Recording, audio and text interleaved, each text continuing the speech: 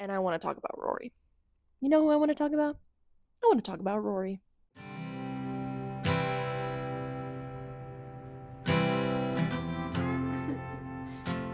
Friends, these are the 5 books that I'm currently reading. And yes, there are some really long books in here. But this weekend, I'm going to tackle as much as I can. Got nothing to do except for I have to go to my parents' house on Easter, and I'm seeing Project Hail Mary tonight. I'm gonna see how much I can dig into this weekend. I'm not that far into Sunburn. I don't even know if I can really consider that I'm reading it right now. I'm literally on chapter 3. The Stand, I haven't updated. I've been listening to the audiobook. Like, I literally started this months and months ago. I know I'm at part 2, book 2. So I'm like 400 pages in. So that's about where I'm at. Clearly there's a whole lot more. And then in Ship of Magic, I'm almost also about I'm 360 pages into Ship of Magic. Look at the flop of this book. It's awesome. And I also have it on my Kobo. So I'm probably gonna go back and forth. Like if I'm in bed, I'll probably read this.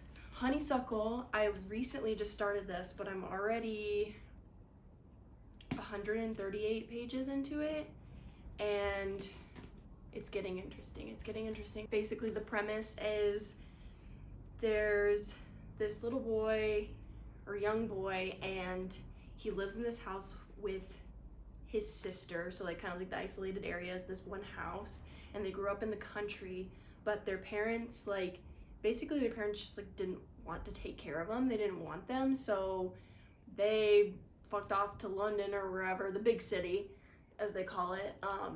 They moved to the big city and just like keep the kids there, and they have like a tutor. They had a nanny for a while, but the nanny leaves. They have a tutor and a housekeeper that comes, and those are the only people that they interact with. The sister's older than the son, and so Rory, like, it gets to a point where like the sister's like, I don't want to play with you anymore, like figure out what you're gonna do. I want to go do me. I want to go listen to my pop punk bands and cry in the shower. I don't know what she's actually doing, but basically that. And so Rory's like, but I want to play with you. You're the only other person here. What can I do? So the sister, Winnie, is studying engineering, but it's like this version of engineering called construction. But in this world, it kind of has like a magical realism aspect. And so apparently she's like very, very good at this. Like nobody really knows about this or does it, but she builds what's called a bloodwood. I'll put how it's spelled here. So she builds this flower girl, and she makes her out of like elements in like their garden, and she comes to life. And so then Rory like becomes very attached to this flower girl and calls her Day. Just when the season starts to change, Day starts to like wither away because she's made of these elements of like the garden. So like the flowers that would die in spring or die in the summer, as it comes to fall and winter, those elements start dying off of her essentially, and she like begins to fall apart.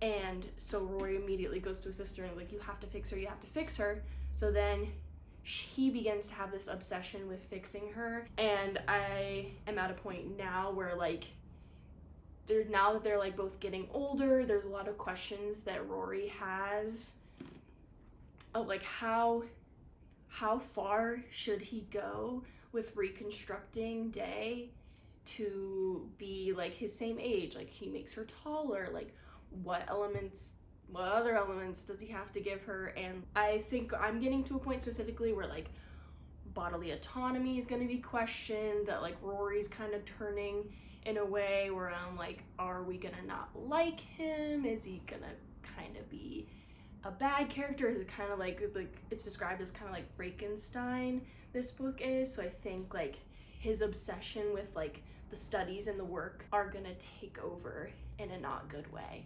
So this one I will probably finish, but the other ones I just want to dive into. The Red Winter. This is one of my most anticipated books of the year, and I'm 30 pages in. There was an imperfection in my book, so I'm calling Mr. Tor Publishing about that, because what the hell. I just know I'm gonna love this. I don't know if I'm gonna need to start it over, because I'm literally just 30 pages in, so I'll have to see if I can kind of pick up where I left off, because I had a really busy March. Basically, this professor, Sebastian, is our main character. Also, this is a little bit LGBTQ, which we love, so that's another reason why I wanted to pick this up. But so basically he has an encounter with this man 2 decades ago, and I guess like Sebastian is kind of like this magical creature. I don't really know, like he's human appearing but lives a very long time, and he works with creature and like deathly elements, like maybe creatures, and he at the very beginning, he's like called to this town that he had been to before to hunt this monster known as the Beast. And so like literally where I'm at, he like hasn't even left yet, but from what I understand, it's the same guy that he had worked with like 2 decades ago. I'm assuming some things went down with them, but I don't know what yet. So very excited again, like literally just started this. I'm not describing it well at all, but on the back it says, a devastating love story, a bewitching twist on history, a blood-drenched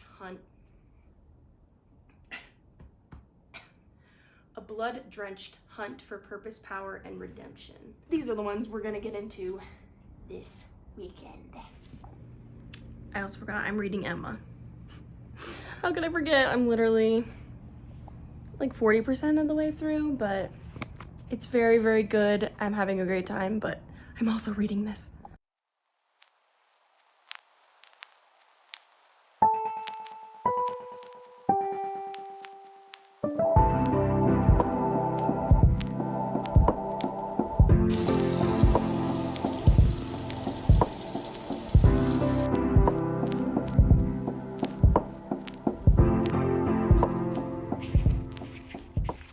I just got back from ice skating.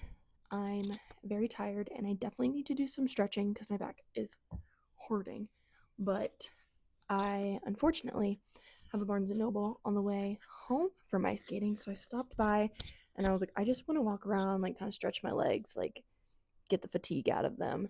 And these two were buy one get one, so I picked up Jade City and A Feather So Black. Also, it's the next day, but last night I saw Project Hail Mary. It was so good. It was so good. It was so good. I did not read the book, and I was like, should I listen to the audiobook before I go see this? But like, I was not in a rush to read it or listen to it before seeing the movie.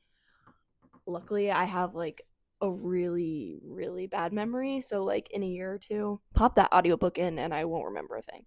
And also sometimes I'm more okay with seeing a movie before I read the book than I am about reading the book before I see the movie, if that makes sense. Like, I think I can enjoy the movie more and then go back and then like I'm super excited about all the extra things that are in the book,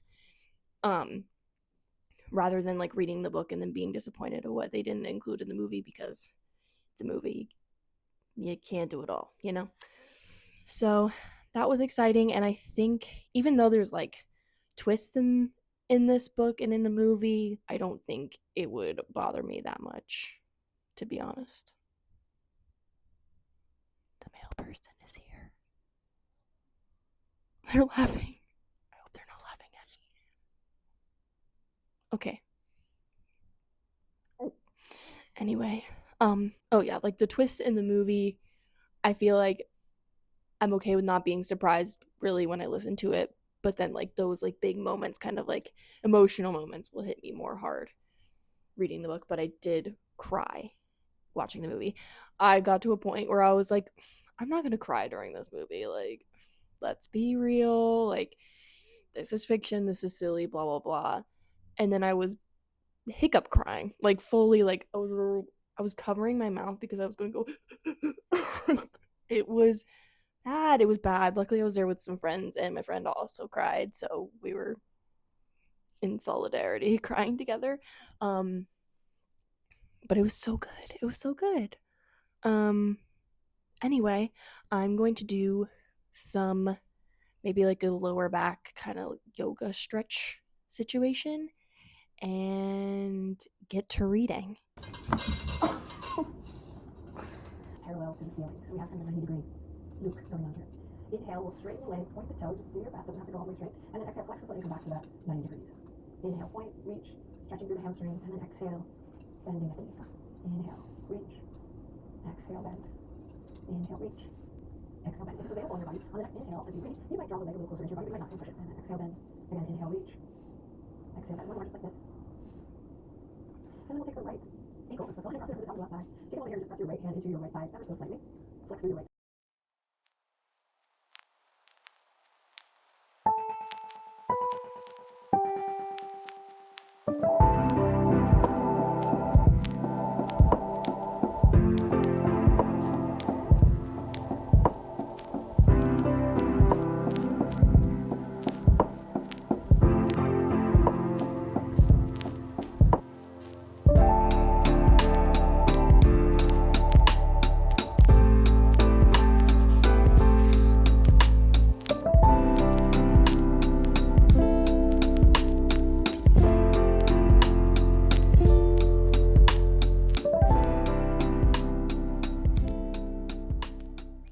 I am fresh and clean, and I think I'm gonna dive into this next. And I'm now 170 pages, so I read about 40 pages yesterday. And pretty much the same thoughts that I was having at the beginning are being more solidified. Definitely a lot of questions when it comes to like consent, how isolation affects knowledge, especially of like how society works, what's acceptable, what's not acceptable, like, and what happens when you don't get that knowledge. This is definitely one that might have some content that people might be sensitive to, so I would definitely read some more detailed content warnings if that is something that affects you. So far, there hasn't been anything that's like horrific, like nothing's like viscerally upsetting, but it's definitely like one that kind of like you raise your eyebrows, you're like, okay, this is not good. I don't know how else to describe it without saying exactly what's going on. And then I've also decided I'm gonna put down sunburn because I'm going to the beach in like a weekend in like a month. So I'll probably just like save this to like crush while I'm on the beach. So that one I'm putting down, and I'm not too far into it anyway, so that kind of lightens my stack. And then I'm also gonna read a little bit more of Emma today, I think. I am 200 pages in, loving it. Love, love, love, love, love. This is another one where I read, nope. I saw the movie before reading it. I've never read Emma before, it's my first time. And I love the 2020 adaptation, one of those years, with Anya Taylor-Joy. And reading this, I think she did a fantastic job. I know some people will disagree, but I think she really like balances like the charm and kind of like the naive selfishness that Emma has, like Harriet, like how she's trying to help Harriet, but like she's like, oh my gosh, like she sees so much in Harriet. Obviously she's amazing, but like she is a little bit naive to the fact of like Harriet's status, like social status, and though like Harriet's very worthy and beautiful and gorgeous, she kind of set her up for failure. What else can I say about this? I don't know, I'm just like laughing, smiling, like I'm very much having a good time. Very much having a good time. Jot that down. But yeah, that's been very fun. I think I'd be curious to know like what my experience would be like just like trying to picture it all on my own. But again, I love that movie. I think it's only adding to this book, and I think that director got the vibes perfect.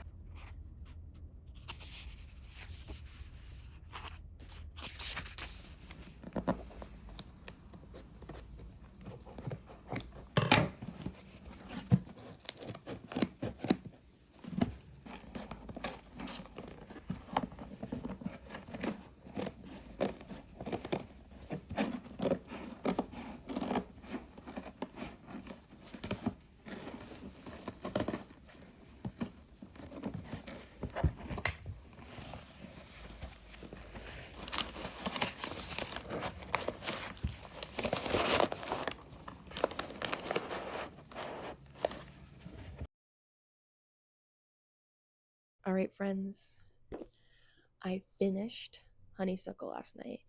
It was literally like 11 p.m. I had like 50 pages left. I was like falling asleep, like nosediving into my book, but I had to know. I had to know how it ended.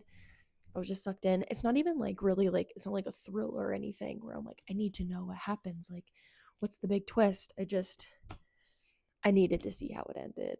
Now, with my final thoughts, what I will say, I would probably, last year, I stopped reading books, but I've kind of brought it back. Sometimes I feel like I just am like, I'll feel like I rate this if I want to, and if I don't want to rate it, I'm just like, this was good. I had fun, didn't have fun, hated it, whatever. But I would probably give this one 4.5 stars. I really, really liked it. I definitely think that the Frankenstein comparison holds true in the sense of like it being like a literary horror. Like it is a horror, but it's not super gory. Like there is some gore and definitely content warning for animal death specifically. So if you're sensitive to that, I would not read this. It's not even like super detailed or anything, but it's definitely included, and there is a little bit of gore involved in that. And just like the concept of hurting animals I guess is included. So if you're pondering that, you're like, yeah, I don't really like that at all. Um, I would not read this. In the flap, it says part Wuthering Heights and part Frankenstein. I would compare it to Wuthering Heights just in the sense that it's a gothic horror, but I wouldn't compare it in the sense of like, well, okay, I would compare it in the sense of like it being a toxic relationship. Like there's definitely themes of like toxicity, but it's not like Wuthering Heights in the sense that like both people involved, there's like kind of this push and pull, and they're both being really terrible to each other, and it's just like they're not good for each other. Like that is not the theme of this. It definitely focuses on consent as a theme, bodily autonomy, which I think I've said before, and definitely dives into that more in the second, like I would say like 2/3 honestly, but especially in the second half. In regards to Frankenstein, like the gothic setting, most of it is isolated in this one house, especially for Day. Like she stays in that house, but it's Frankenstein-esque in the sense that Rory's like very obsessed with knowledge and learning more about. It starts as like this obsession to help Day to like keep his companion alive through the seasons. What else can I say? Yeah, definitely much super focused on vibes, and I would say this is definitely literary leaning.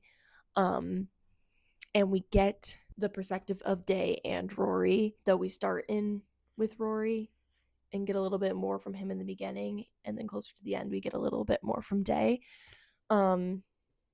But it is like back and forth throughout, and the chapters are very short, which I love. I love a short chapter. That's why this is paced super well, and why I was like flipping through the last 50 pages, like, okay, I need to finish this. Because if it was like, oh, there's a whole nother chapter left, I might have just put it down.